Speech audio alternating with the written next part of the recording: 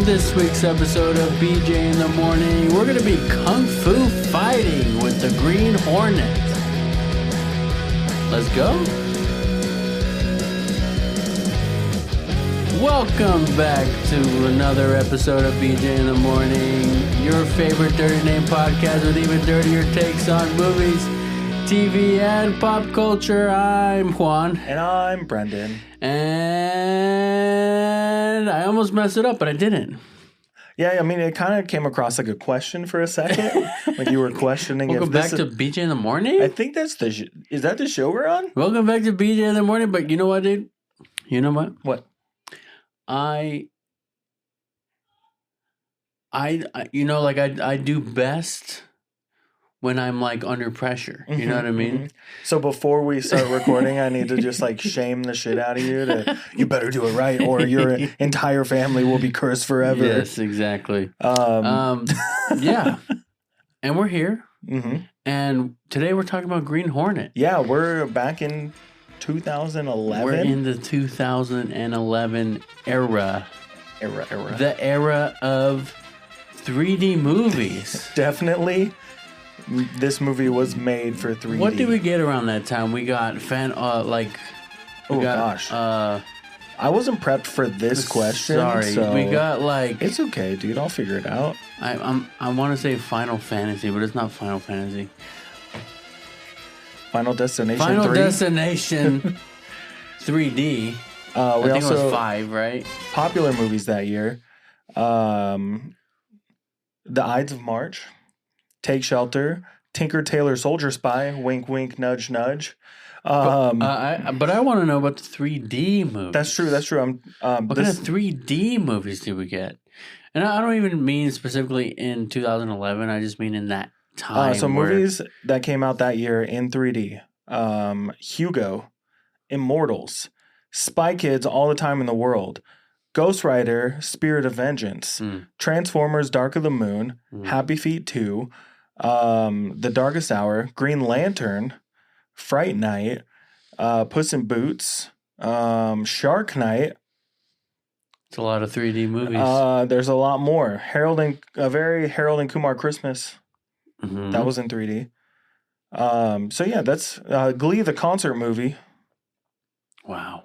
There was a couple movies. Yeah. Yeah, a couple 3D movies that year. That's a lot. But I feel like of all of the ones that we just named off, the one that immediately I'm like, yep, that was definitely made for 3D was Final Destination 5. But also this one, The Green Hornet. Yeah. This movie had a ton of different scenes and shots that were so far up your 3D butt that you would jump out of your seat because it's coming straight for you. Yeah. Not really. I didn't ever think 3D was that cool. Except for Jaws 4D at Universal Studios. I think 3D was a good idea at the time. Yeah, I guess. Like, it was all, like, that would be sick. But then it just didn't ever come off as spectacular as it sounded. You know what I mean? But with that said, we watched The Green Hornet, which is a movie that we did watch. We have seen that. We have seen The Green Hornet.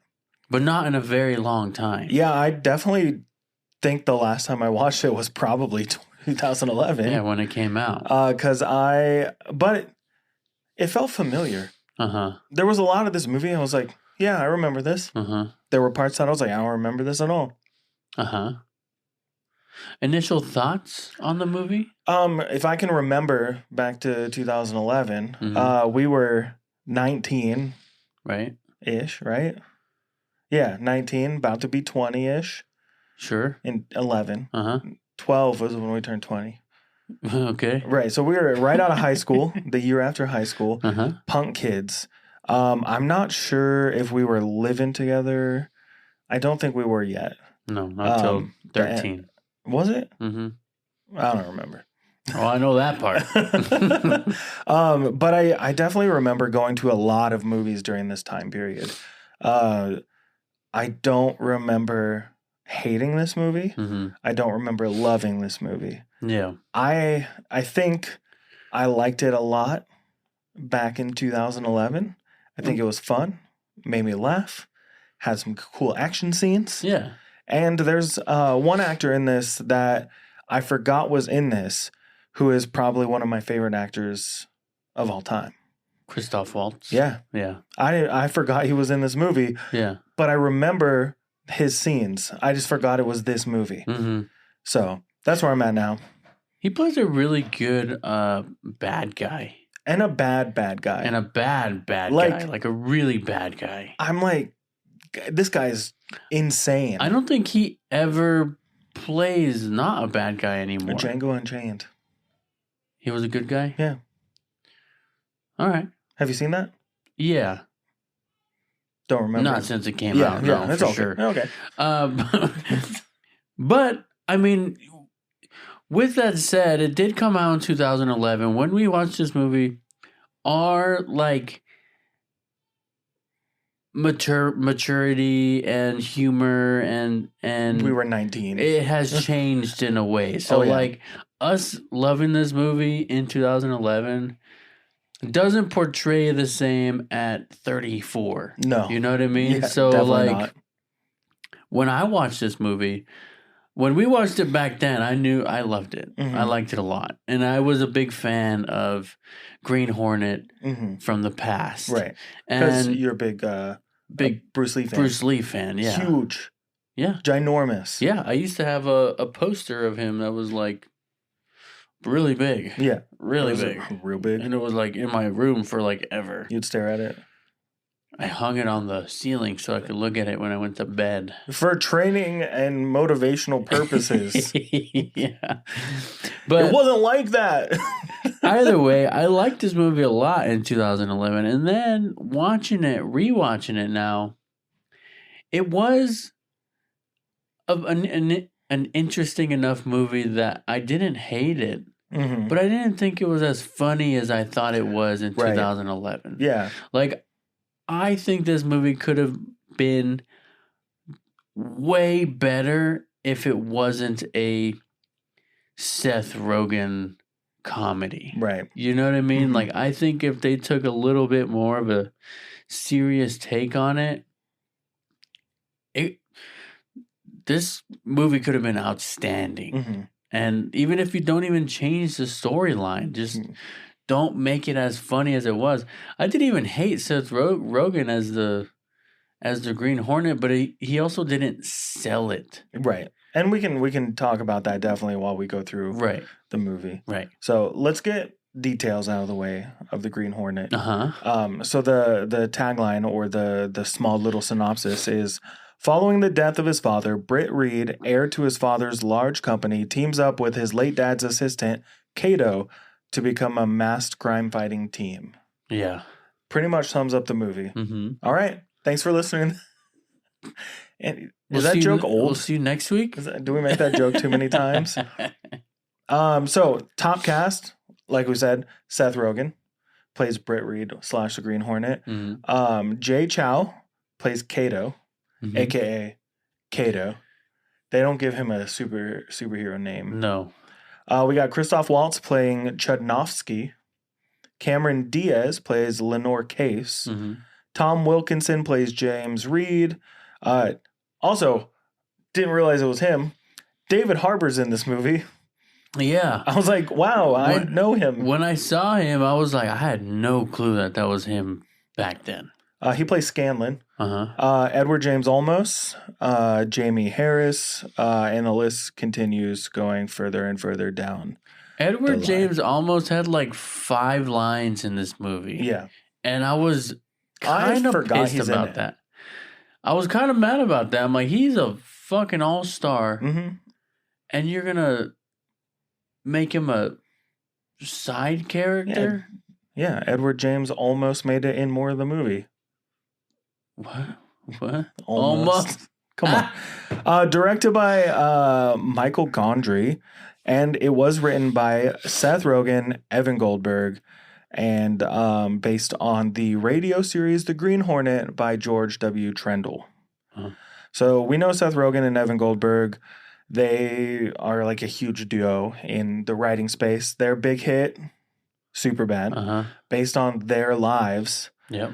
which when you realize that is it's probably a lot of it is, makes a lot of sense. But like a lot of it's probably like Made fake. up. It's false. It's a farce. Yeah. It's a fairy tale. Uh-huh. But also knowing their comedy style and everything, there's a lot of good there. But they've gone on to do so many other things, right? Like Seth Rogen, again, Superbad, Pineapple Express, Sausage Party. He's a big hand in bringing the Muppet Show back this year. This is the End, which is one of my favorite of his movies. He's also. Do you know how many cookie jars Seth Rogen's hands are in when it comes to being a producer? No. He's a producer on Invincible. Oh. The Muppet Show. Oh. Tales of the Teenage Mutant Ninja Turtles. Oh. Gen V. Oh. The Studio, obviously, it's his. The Boys. Oh. And the list will keep going. But I could just talk about Seth Rogen a lot, but we're not here to just talk about Seth Rogen. I think Seth Rogen is very, very, very talented. Oh, yeah. And he is a very talented writer. Mm-hmm. And he's very, very funny. Oh, yeah. I literally have no complaints about Seth Rogen's name being on any project. Yeah, and I have to applaud that he knows who to stick with. Uh-huh. The one to work with. The one person that he used to work with that he doesn't work with anymore. Mm-hmm. He chose to walk away from that relationship to branch off. And he's doing so many things now, and it's just amazing to see. Yeah. But anyways, back to the Green Hornet. Uh-huh. User reviews on IMDb is a 5.8 out of 10. Which isn't horrible. Pretty mid. The Metascore though, 39 out of 100. Wow. So some featured reviews here. This one's a 1. Pass me the fly spray. Uh-huh. I recently treated myself. This is from May 13th of 2012. I have to make sure we say that. Well, I recently treated myself to a 3D TV, and this was the first 3D film I watched on it. Being a comic book fan too, although never having read or seen much of the original Green Hornet, either in print or on the 60s small screen version, I vaguely anticipated an eye-popping night of superhero fantasy. Was I ever wrong? The film was an absolute mess. I know nothing of the lead Seth Rogen, and if you told me, again, this is in 2012, if you told me he was indeed a top comic, my next call would be to trade descriptions. I don't know what that means. He absolutely ruins this film, hogging the camera and mugging mercilessly.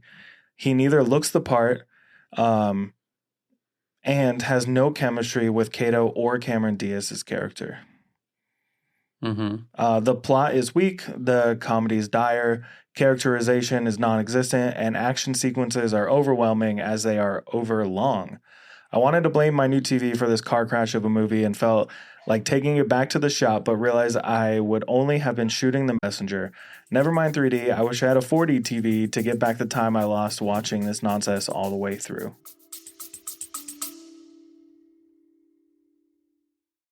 Hey there, friends. I'm Eric. Sup, I'm Malcolm. And I'm Jacob.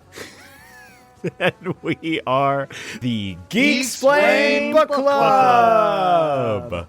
Join us each week as we dig in and discuss your favorite comic stories, issue by issue, volume by volume, in long form. Each season, we cover a new run from start to finish, for better or for worse. Here's a few of the iconic runs that we've covered so far. Grant Morrison's Batman. Whoa. Brian Michael Bendis' Ultimate Spider-Man. Woof. Kirkman, Walker, and Otley's Invincible. You've Da-da-da. probably seen that cartoon. We talked about the whole book, and many more. Yeah, check us out wherever you catch your pods, like the Spotify, the Cloud Sound, whatever you want. We have a huge backlog of sensational sessions for you to listen to. And we drop new episodes every single Friday. So be there or be square, not a circle. Yeah, maybe a little bit of a circle.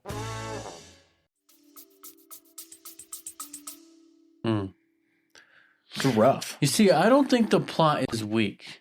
We'll get into it. We'll get into it. So I know we're just going through the reviews right now. But like, I could agree with a lot of things that he's saying, but I don't think this plot is weak. Mm-hmm. I think that it could have been enhanced, Mm-hmm. but I don't think it's weak. I don't have an issue with this plot at all. Go ahead. Continue with Okay. the 7 out of 10. A fun movie, simple as that. I went to see this in the middle of the day on a weekday, and it ended up being the only person there, which makes little difference in light of the fact that I enjoyed it. Mm-hmm. That's it. That was the whole review. Let's switch over to Letterboxd, though, which we know brings some heat sometimes, right? 4 stars. 4 to 5? Yeah. Okay. I don't get the hate for this movie. I think it's super entertaining, funny, it looks awesome, and the cast works really great. I'm not saying it's perfect, but it's really far from bad. 2.5 stars. One of the problems I have reviewing a film like this is the simple fact that I hate Seth Rogen. So yours is not fair. Yours is biased. Right. 3.5 stars. And it's fine, doesn't matter. I actually kind of like this. Like, I remembered it's got a lot of cool Michel Gondry visual touches in its action scenes, any one of which show more verve and imagination than a typical Marvel sitcom. It has the distinct whiff of focus testing and reshoots, and would probably be a lot more fun if it didn't veer into full-on comedy so much. But it seems sort of like an overlong pop album that's got 5 or 6 rock-solid singles on it, and Kato straight up murders both bad guys at the end. Yeah. While the main story is entertaining, the real treat for me is watching the subplot of Christoph Waltz have a villain's midlife crisis. Those are all the reviews I'm going to do. This movie doesn't have a lot of reviews that are worth our time. Yeah. So after hearing some of those reviews, I'm gonna go back to what I was saying, that I don't think the plot is weak, but the original Green Hornet was like a James Bond-esque character and a very James Bond forward cast, like guy. I don't know his name right now off the top of my head. Give me a second. Like James Bond actors, like in the 50s and 60s? In the 60s. His name was Van Williams. Did he do anything else? Did he do James Bond? No. No, he did not. No. But Sean Connery is who you're thinking of. Yeah, but it was like a James Bond-ish feel with a kung fu fighting sidekick. And this movie, I feel like, was written for Seth Rogen to be the Green Hornet. Yeah, written by Seth Rogen for Seth Rogen to be the lead. So the way things worked out as far as the chemistry goes, as far as the decisions that they made in the plot, I think it was to make that scene specifically for Seth Rogen to make a joke or for Seth Rogen to do what he does. And I think if you would have placed like a better actor in that scenario, then this whole movie would be trash. Yeah. Do you know what I'm saying? Like, I think Seth Rogen being the lead made this movie okay, because maybe that's kind of just the expectation out of Seth Rogen. You know what I mean? Do you know what you mean? I know what I mean. Good. Do you know what I mean? Do I know that you know that I know that you know what you mean? Do you know that I know that you know that you might know what I mean? Yes. All right, so let's go through this movie. Whatever plot this guy said wasn't there, we'll go through it. So, starting from the beginning. Britt Reed is a spoiled son of a powerful newspaper publisher named James Reed. He spends his life partying and accomplishing absolutely nothing, which honestly seems like a full-time job for him. When his father suddenly dies from what appears to be a bee sting, Britt inherits the newspaper empire despite having zero qualifications besides vibes. At the house, he reconnects with Kato, his dad's quiet, hyper-competent mechanic and barista, and Britt learns 2 crucial things. Kato makes incredible coffee, and Kato can beat him unconscious in under 10 seconds. Naturally, this inspires Britt to become villains. Yeah. Superheroes disguised as villains. So, we get a bunch of scenes of Seth Rogen partying, Britt partying. I'm going to say it right here. That is one of the most unbelievable things of this, is him being surrounded by all these women in 2011. He is the goofiest motherfucker I've ever seen in 2011. But he's rich. I was getting there. I'm going to stop talking now. Continue. But he's rich. Yeah, he's rich. So, but anyways. He parties. He parties, and he parties hard. He does. And he makes headlines. For partying too hard. Because he's rich and famous. Funny thing is, his dad owns the newspaper, so he could just not run the stories. Yeah. But it's news. What else is happening? He did say that in the movie. What else is happening? You can just not run it. Yeah, no, I know. But I don't understand how... I get it. His dad runs a newspaper, but, like... Do you know who the owners of the Daily Star is? No. No. Do you know who the Sun is? Maybe. If the Daily Star you know what I mean? Like, Sun maybe? made headlines... Do you read a newspaper? We're not talking about now, but even in 2011, did we read newspapers? No, but at least they were out. You know what I mean? But you know what else would have been really cool if they backdated this movie. If they made this movie in like the 60s, 70s, 80s. Yeah, and even 90s. Even the 90s. But if they would have backdated this movie and then kind of like gave it that 60s vibe, 50s vibe, maybe like you had like the mafia, like an actual mafia war going. There wasn't a lot that this movie benefited from being set in 2011.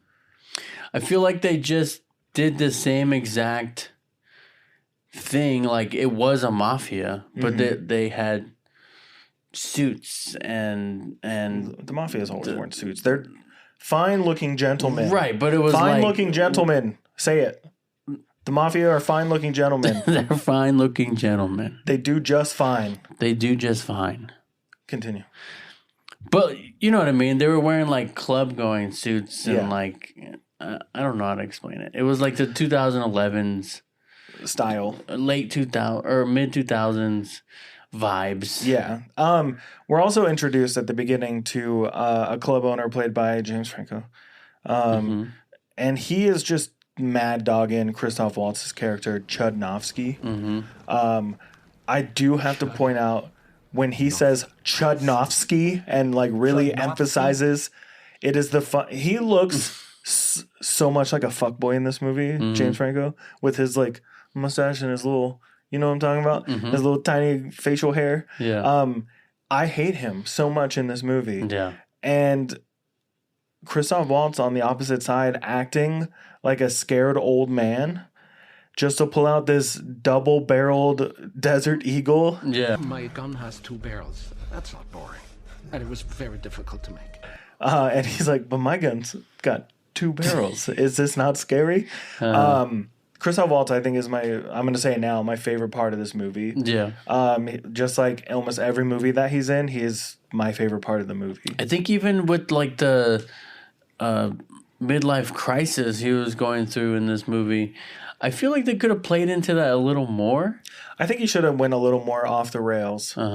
Like, definitely should have gone a little crazier, a little... But again, PG-13 movie. Right. Made for 3D. They wanted teens to go see this movie. Right.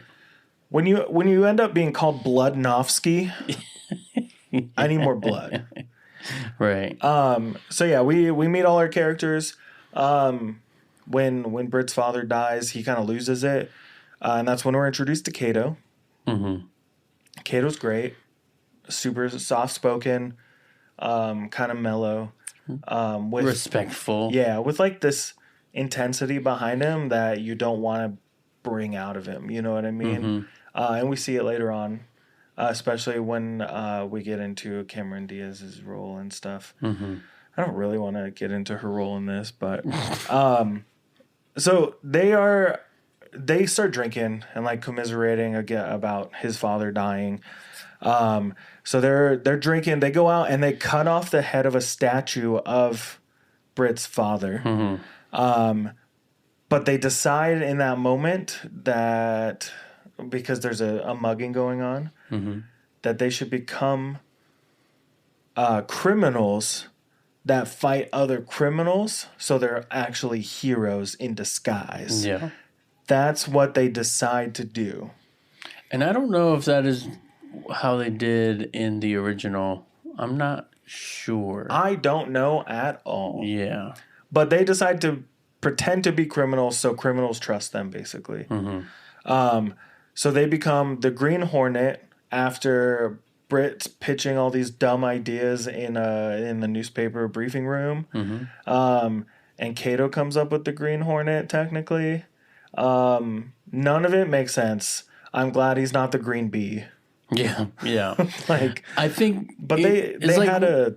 It's like one of those things where it's like you have an idea and then...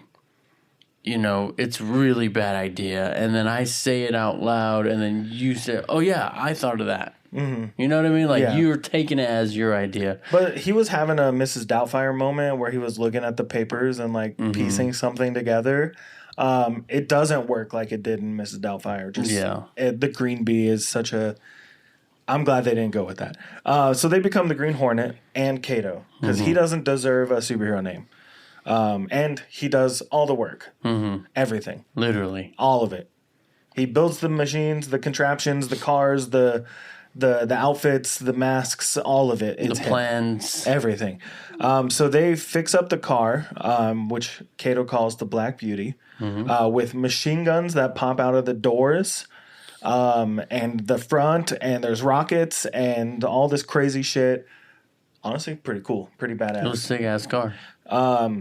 And he's got enough gadgets in that car to make James Bond like wet himself, you know? Right. He's like, I'm shaken and stirred. So they start fighting crime while causing chaos. Yeah. So they look like criminals. They're blowing up other cars, and like there's the camera scene that we see in the trailer that happens in this little bit, right? And he's like, what camera? Yeah.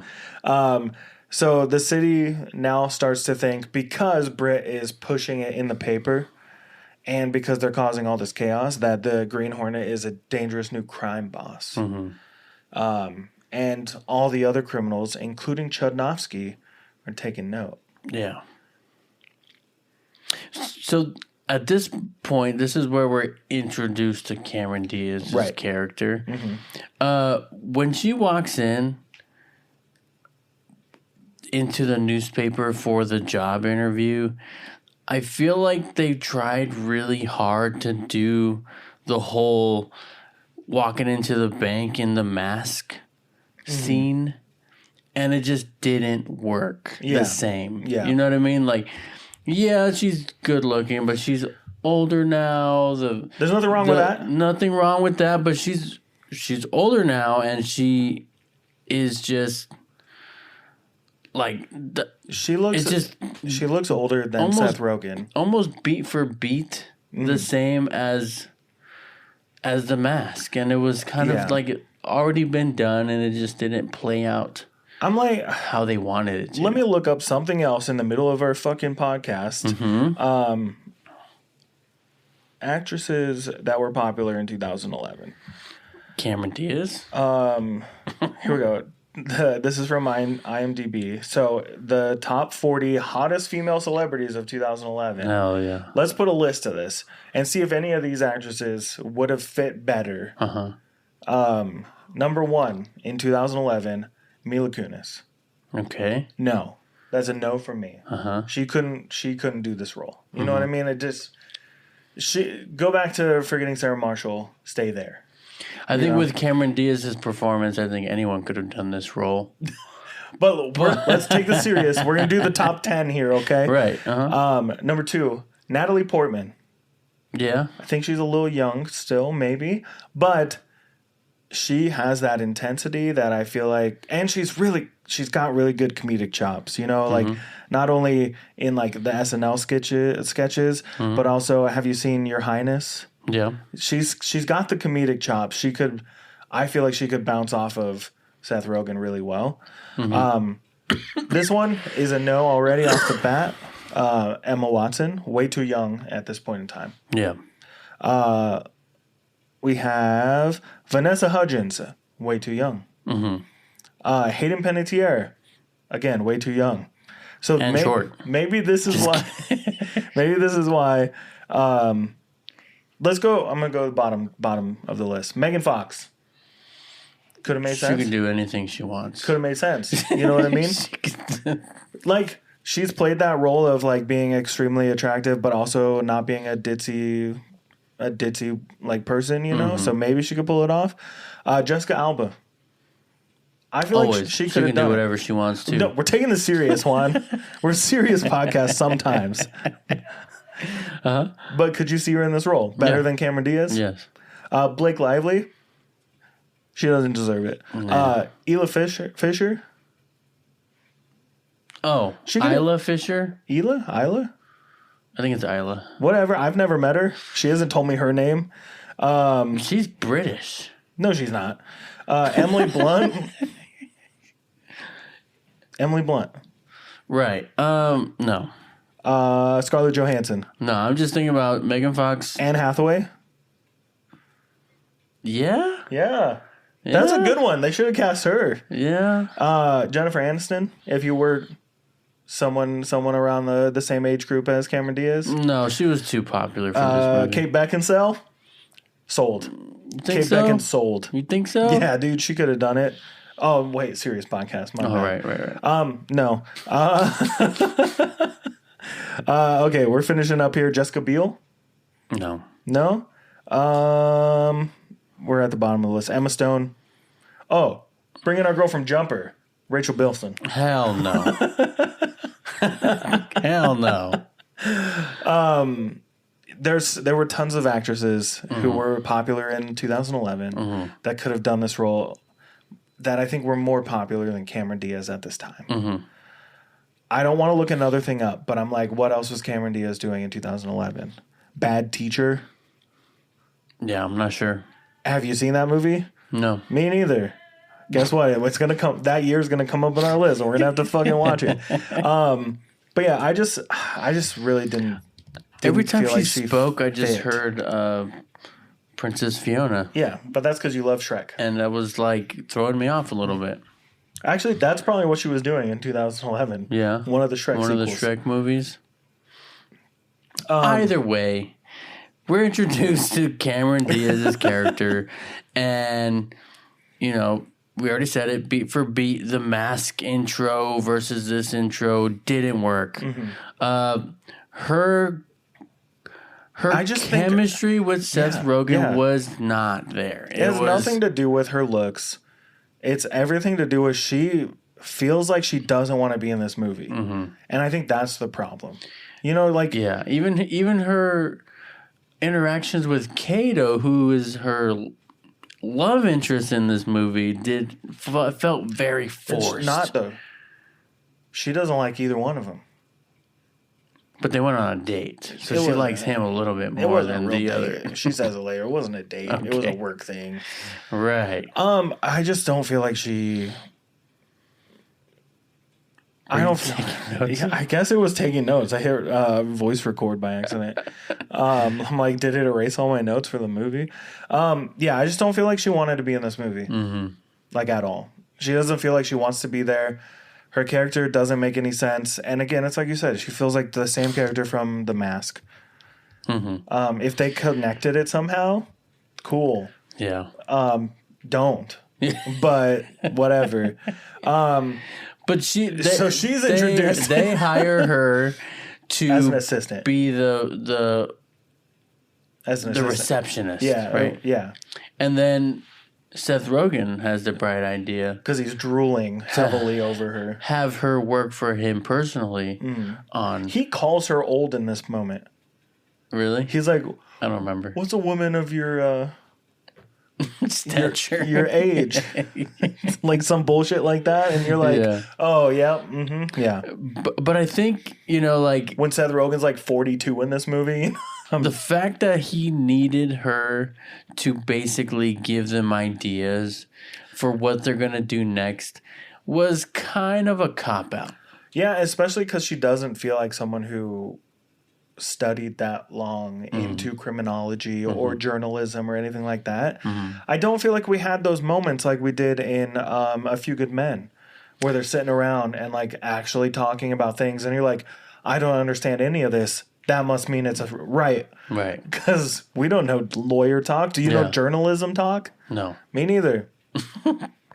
So I think it would have been a lot better if they made them the actual masterminds of their plan and they're executing it. Not, I don't know what we're going to do next. So why don't you do some research Tell us what you think will on happen. the Green Hornet and Yeah. what's his next move? I think he's doing that. I think he's doing that, like the wink, wink, nudge, nudge to Kato while he's saying it. Yeah.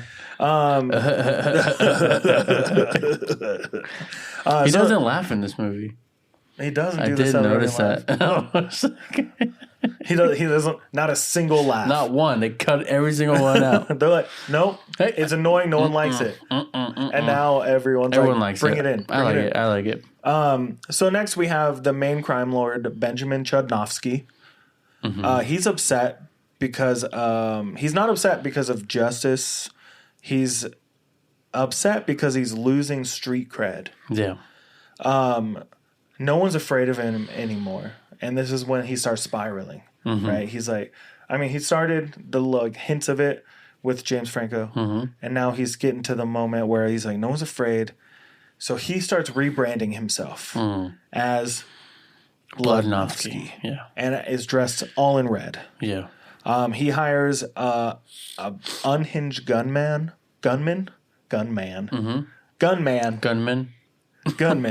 to eliminate the Green Hornet, which results in one of the film's best action sequences, which is Kato's slow motion fight choreography. Yeah. Which I love, by the way. At first, when he kicked the guy over the car and he like, does the stacking Yeah. backwards, I was like, that's some 3D bullshit. Yeah. But like, Kato's got superpowers, dude. Yeah. Even without that slow motion, whatever it is.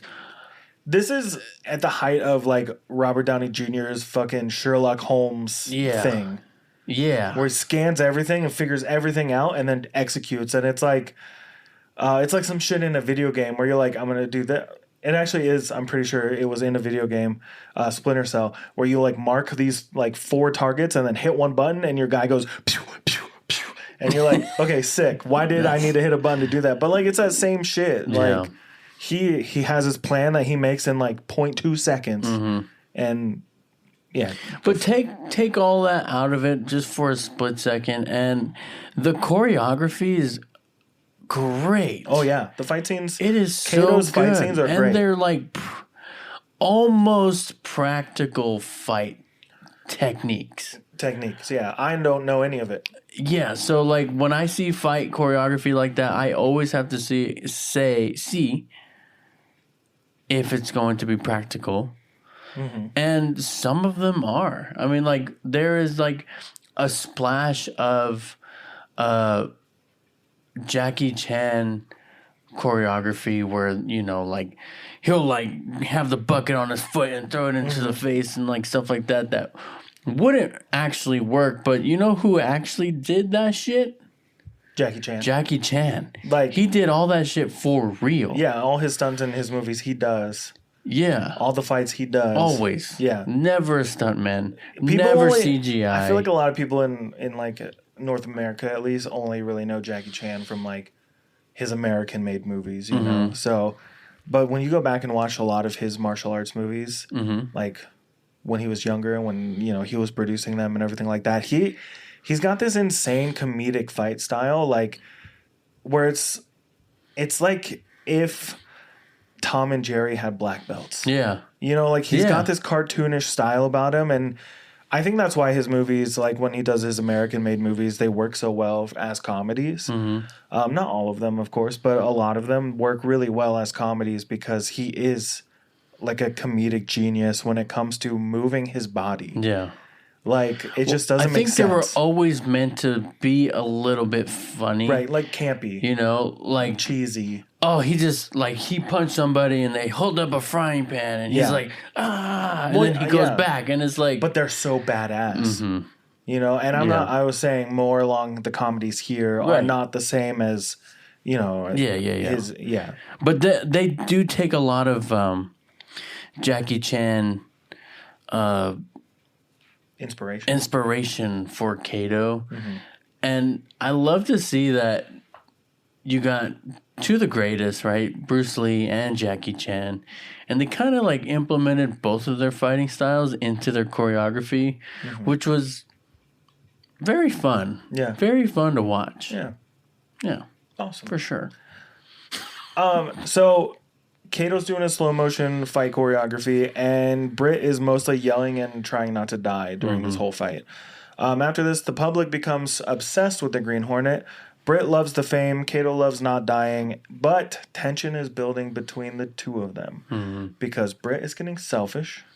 He wants to fight more, and Kato keeps giving him gadgets that are non-lethal, but he's not. He doesn't appreciate them. But he's not the fighter. No, but he thinks he is. And then they're both kind of like, as Britt's soaking up his like the media attention, he kind of pushes Kato to the side and alienates him by taking credit for everything, even though Kato literally is doing everything. And they both are flirting with Cameron Diaz's character, Lenore. He's not being subtle about it. He's trying to rub it in Kato's face. And then I think Kato starts doing it back to him too. So tensions rise. Kato finally calls Britt out. He says that he's basically a rich kid playing hero while Kato does all the dangerous work. They fight and they separate. They go their separate ways. But during this point of the movie, Chodnovsky uncovers Britt's identity and frames him for murder, using the newspaper to spin the narrative. Britt goes from fake criminal to very real fugitive. Right? Shit's going on. Shit's getting crazy. It's going crazy. So Britt, the Green Hornet, gets invited to this is it a club? It's a restaurant. A restaurant by David Harbour's character. He invited Britt. And then Chodnovsky invites Green Hornet. Yep. Green Hornet shows up, but it's Kato. He's like, where's the Green Hornet man? Anyways, this part of the movie didn't make a lot of sense. Like, just this whole setup and everything. But during all this, there's lots of gunplay, lots of shooting, lots of fighting, big car chase, all that good stuff, right? But Britt and Kato finally reconcile, just in time for the final showdown. Yeah, and this is the part of the movie where you realize that David Harbour's character killed Britt's dad. Yeah, is not a good guy. Not at all. Not a good guy. He's working with Bludnovsky. And Kato never had any intentions to kill Britt, which is why they brought Kato in the first place. To kill Britt. Yeah. There's a mistake in that scene. Is there? Yeah.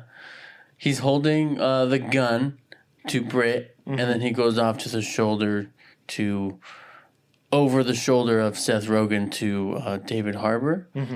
And when Seth Rogen stands up to punch David Harbour, he hits the gun out of Kato's hand, and you can see it was a total mistake because he hits the gun out of his hand and he goes, "Oh shit."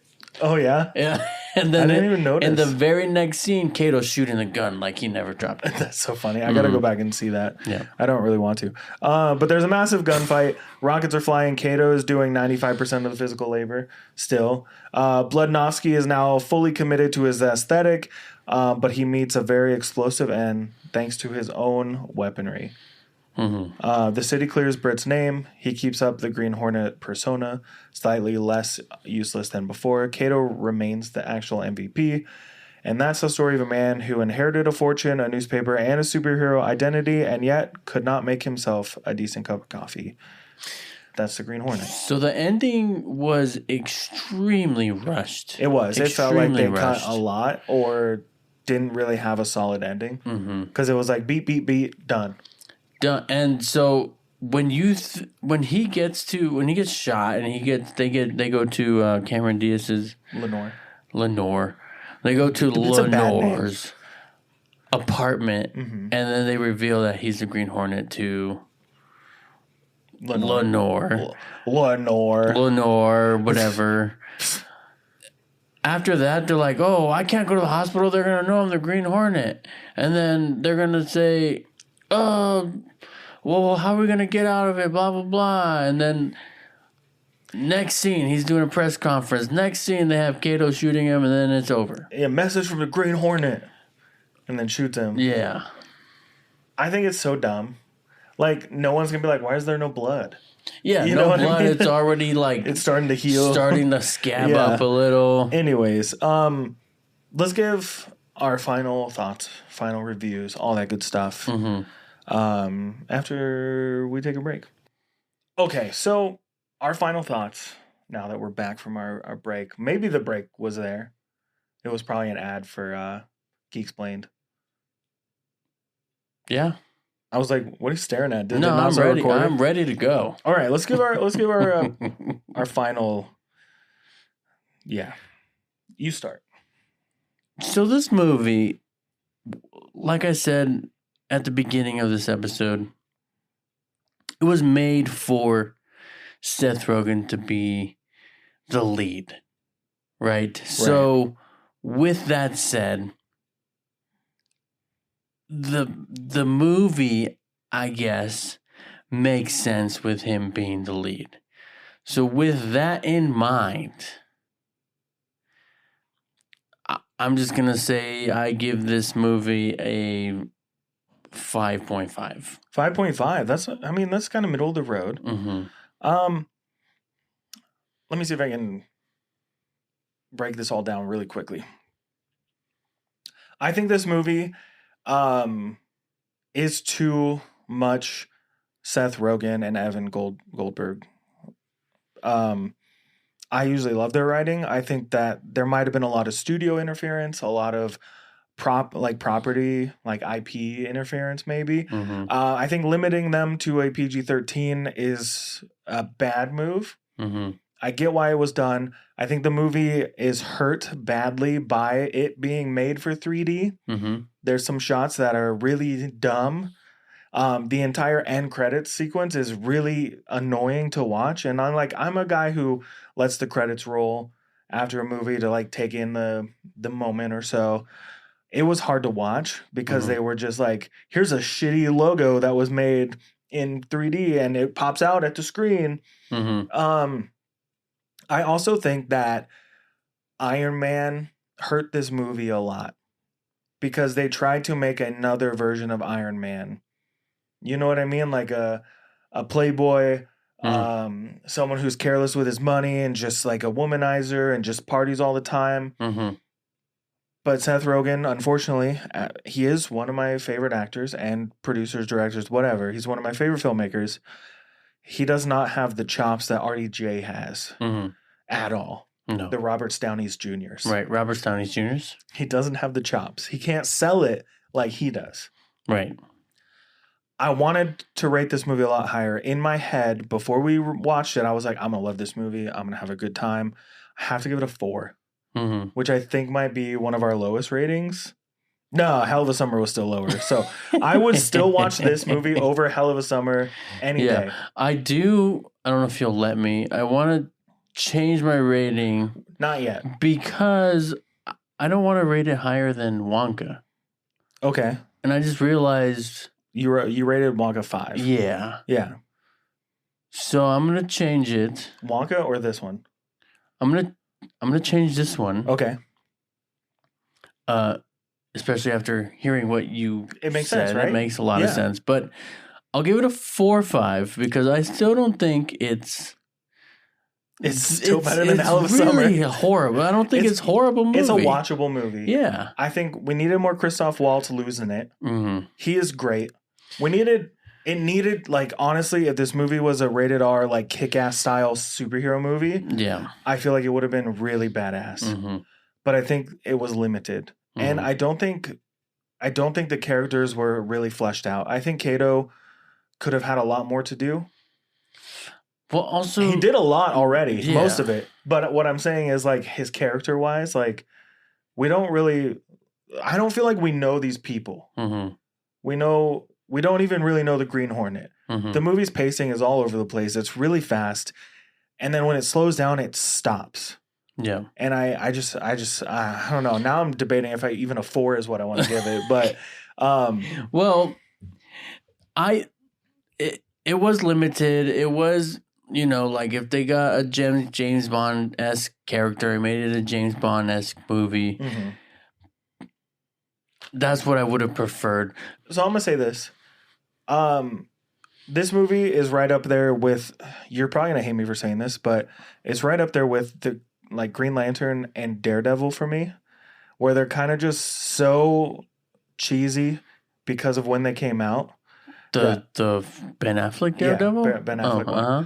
But if they made Green Hornet into a TV show like Daredevil Born Again, it could probably work a lot better. Mm-hmm. This was a serial, right? It was a radio show. It was a TV show. It was a comic book before.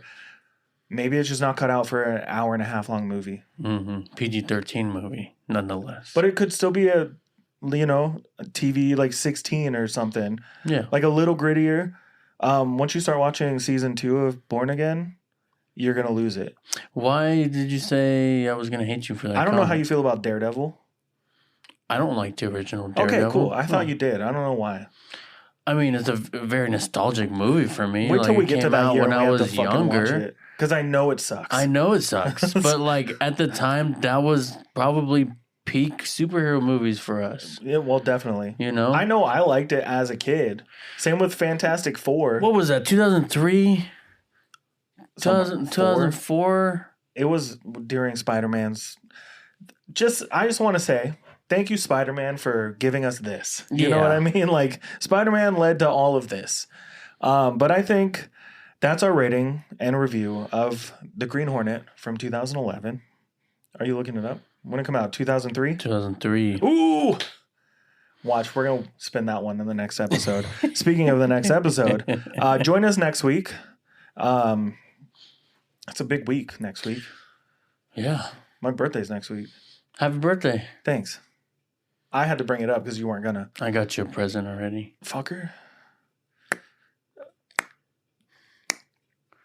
It's that time of the year where I start getting like a ton of existential dread because I'm turning 34. Yeah. We're old.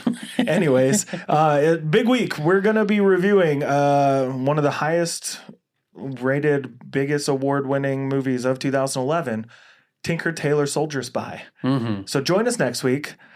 Hopefully that episode will be more enjoyable than this one. Hopefully. And that movie is a mouthful for sure. Yeah, I don't... Tinker Tailor Soldier Spy. Wait till we have to say it every 5 minutes. Tinker Tailor Soldier Spy? Tinker Tailor Soldier Spy. Tinker Tailor Soldier Spy. Puppy Monkey Baby. Puppy Monkey Baby. Well, thank you so much for listening to this week's episode of BJ in the Morning. Join us next week, like I said, Tinker Tailor Soldier Spy, and we're going to spin the wheel for our next set of movies, or next year of... How do we say that? We're going to spin the wheel for the next year for the set of movies. It doesn't make sense. For the next... set of year movies. The next year set of movies. The next... We're going to spin the wheel. It's going to land on a year, and we're going to pick 2 movies from that year. Got it. Nailed it. Thank you again for listening. Make sure that you're hitting all the subscribes and likes and everything like that. If you're listening to us on podcast apps, add us, subscribe to us, like us, heart us, comment on Spotify. I read them all and respond to them all. Yes, we do. So, yeah, thanks for listening over there. Leave a 5-star review. Because we're working really hard, and all we're asking from you is a $5 donation. No, I'm asking for 2 seconds of your time. Scroll to the bottom on Apple. Do that 5-star review. It helps the show grow. We are seeing some growth, man. We're getting some good downloads. Oh, yeah. Thank you guys for listening. And if you want to see any clips, because we're trying to get better about posting social media clips and other fun things, you can head over to Instagram at BJ in the morning _. and over on YouTube, where we're also going to be posting clips and maybe some other fun stuff when it's easier to get to the studio. Yeah. Yeah. Which is coming. So also be prepared for that shit. So go to YouTube at BJ in the morning podcast. Dude, it's going to be a weird way to fucking move. I know. Say goodbye to the set. Not yet, but soon. Not yet. Not yet. But it'll happen, and we're just going to do it one day. It's just going to happen. We'll talk to you on the next episode. So thank you so much for listening. We'll talk to you next time. I stole it. I'm Juan. I'm Brendan. It's over. See your way out.